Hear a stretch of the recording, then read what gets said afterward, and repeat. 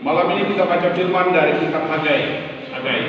Hagai itu kitab yang paling kecil nomor 2 setelah Al-Wajah. Dari kitab Hagai bab 2 ayat 8 ayat 9 ayat 10. Kitab Hagai bab 2 ayat 8, 9, 10. Saya baca ayat yang genap dan kita sekalian ayat yang ganjil. Kemegahan bait suci yang baru. Aku akan menggoncangkan segala bangsa, sehingga barang yang indah-indah kepunyaan segala bangsa datang mengalir. Aku akan menuju rumah ini dengan kemegahan, firman Tuhan semesta alam. Sama-sama. Kepunyaanku lah perak dan kepunyaanku lah emas. Demikianlah firman Tuhan semesta alam. Adapun rumah ini, kemegahannya yang kemudian akan melebihi kemegahannya yang semula. Firman Tuhan semesta alam. Dan di tempat ini aku berdamai sejahtera. Demikianlah firman Tuhan semesta alam. Demikianlah sabda Tuhan. Syukur kepada Allah. Baik, adik-adik terkasih, Bapak Giri dan semua yang lain. Ada seorang ibu, suaminya masuk penjara. Ketika suaminya masuk penjara, suaminya di penjara di Sukamiskin, dia datang ke Ambon ikut novena 9 jam. Selesai ikut novena, dia bilang, "Pastor, saya mau sumbang untuk seminari. Kira-kira mereka butuh apa?" Saya bilang, "Kebetulan rektor baru lapor, mereka mau rehab rumah sekolah untuk jadikan seminari, tapi belum ada uang 1 sen pun." Tanya rektor, kira-kira butuh uang berapa? Saya tanya rektor di Masohi, rektor bilang kira-kira 50 juta. Ibu itu langsung kasih 50 juta cash. Adik-adik terkasih, ibu itu punya suami sementara di penjara. Suaminya kontraktor besar. Sekarang, ketika suami itu sudah masuk di penjara, ibu ini kebingungan mau dapat uang dari mana karena tidak ada proyek. Ibu itu kemudian mengajukan tender, dan yang terjadi, ibu itu menang 4 tender. Artinya, dulu suami cuma 1 kerja proyek, sekarang dia kerja 4 proyek. Dulu suaminya punya uang sedikit, dia dapat pendapatan 4 kali lipat daripada yang pertama. Sampai sekarang dia berhasil membangun proyek-proyek sampai suaminya keluar dari tahanan. Nah, saudara-saudari, adik-adik terkasih, Alkitab dia bilang kepada kita bahwa itu orang-orang di zaman Nabi Hagai. Jadi orang-orang Israel dibuang di Babilonia selama kurang lebih 70 tahun. Berapa tahun? 70. Babilonia itu negara yang sekarang namanya Irak, yang barusan Paulus kunjungi. Nah, dibuang di Babilonia di zaman pemerintah Raja Nebukadnezar 70 tahun. 70 tahun mereka jadi orang asing, mereka kerja sampai budak di Babilonia.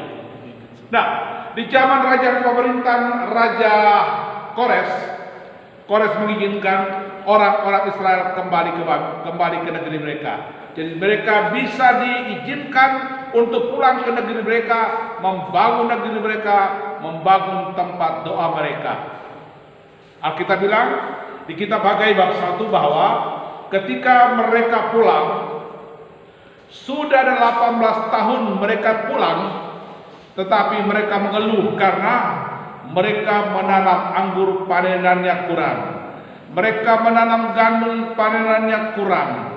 Mereka mulai bangun usaha di mana-mana tapi gagal dan gagal. Itu. Orang Israel menemukan persoalan bahwa mereka punya panenan tidak berhasil setelah ada 18 tahun mereka pulang. Mereka punya usaha di mana-mana tidak berkembang, tidak berhasil setelah mereka mulai membangun usaha di mana-mana. Adik-adik terkasih, mereka mulai datang kepada Tuhan dan Tuhan kirim Nabi Hagai kepada mereka. Nabi Hagai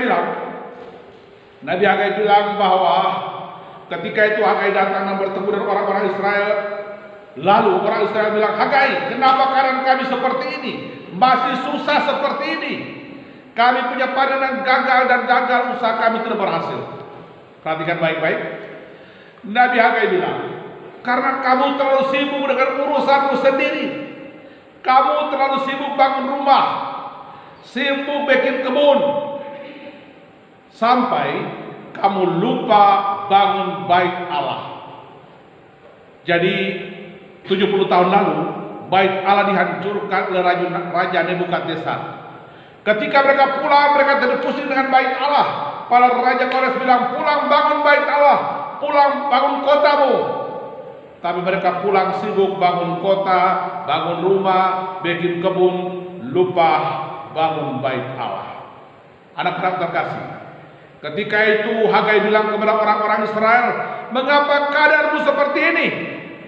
Karena kamu sibuk bangun rumah, sibuk urusanmu sendiri, sibuk bikin kebun sampai lupa membangun bait Allah. Bait Allah hanya menjadi reruntuhan. Tadi Alkitab bilang kepada kita waktu kita baca, maka Nabi Hagai bilang, kalau kamu mau supaya Tuhan menggoncangkan langitnya untuk mengalirkan kekayaan bangsa-bangsa kepadamu, ambil keputusan sekarang.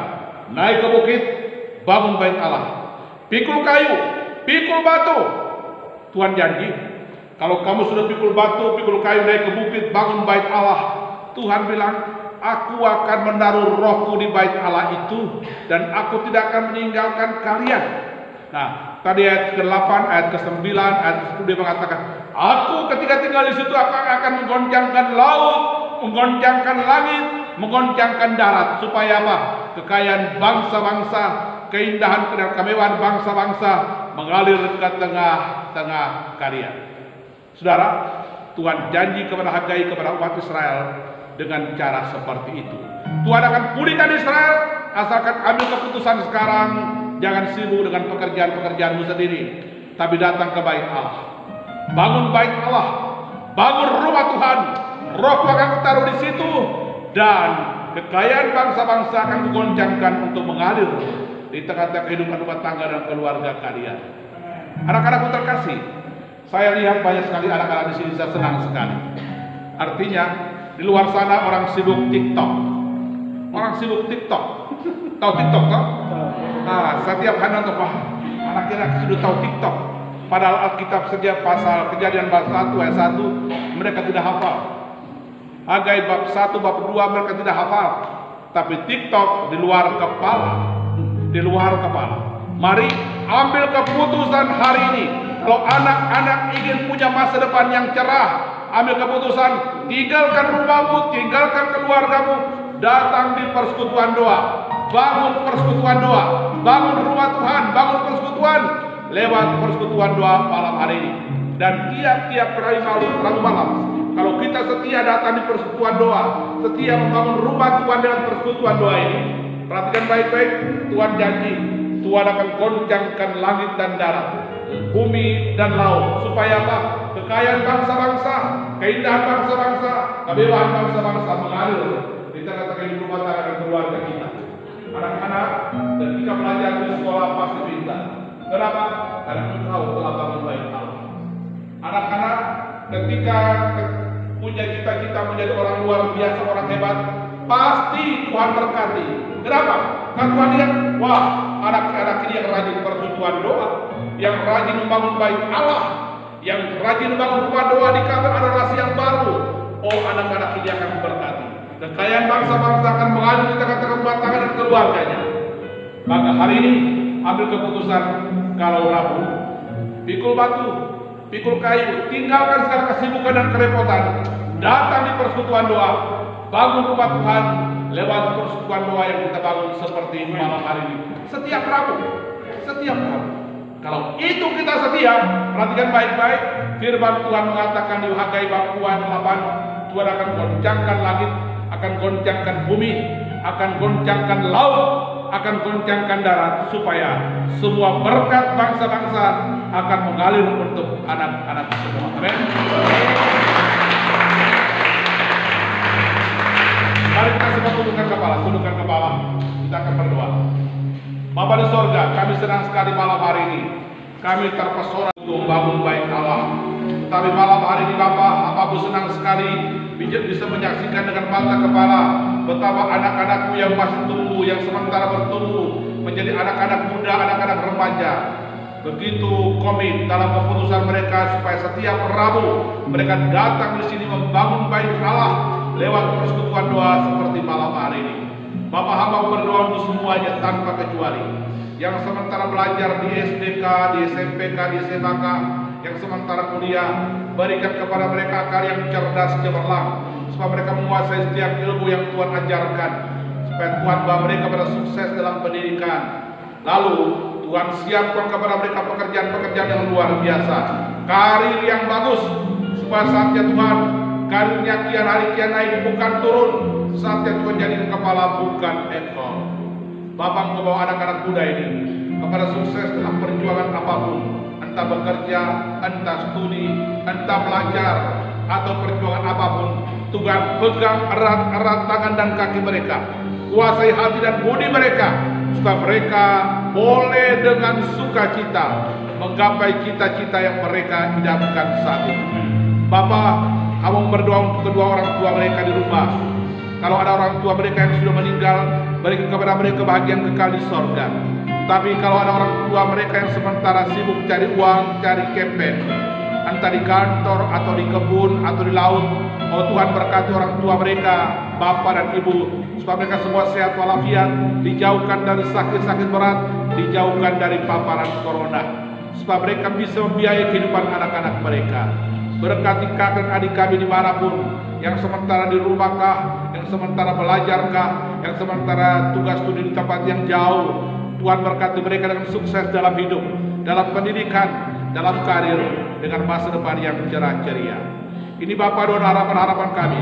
Kami rindu Bapak dengarkan, Bapak kabulkan, karena kami sampaikan kepada Bapak demi Kristus Tuhan kami. Amin.